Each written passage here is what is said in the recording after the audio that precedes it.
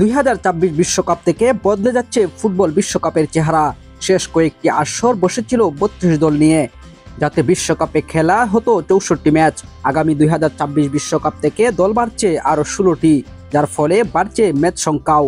10 বছরের পরের তথা 2034 ফুটবল বিশ্বকাপেও অংশ নেবে 48টি দল।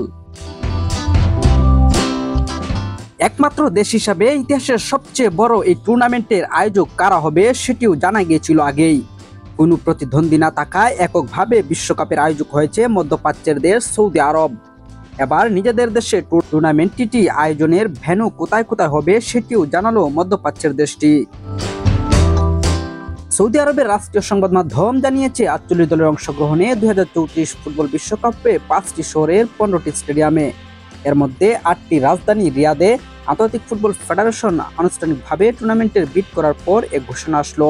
ফুটবল বিশ্বকাপ আয়োজনের জন্য অনেক আগে থেকেই পরিকল্পনা শুরু করেছিল সৌদি আরব। বিশেষত ফুটবলে বিশাল বাণিজ্যের বাজার ধরতে তারা পাবলিক ইনভেস্টমেন্ট ফান্ড খুলেছিল। তার অধীনে ক্রিস্টিয়ানো রোনালদো ও নেইমার জুনিয়র সহ ইউরোপ মাতানো অসংখ্য ফুটবলারকে নিজেদের ক্লাবে ভিড়িয়েছে সৌদি। অবশ্যই তাদের উদ্দেশ্য সফল হতে যাচ্ছে।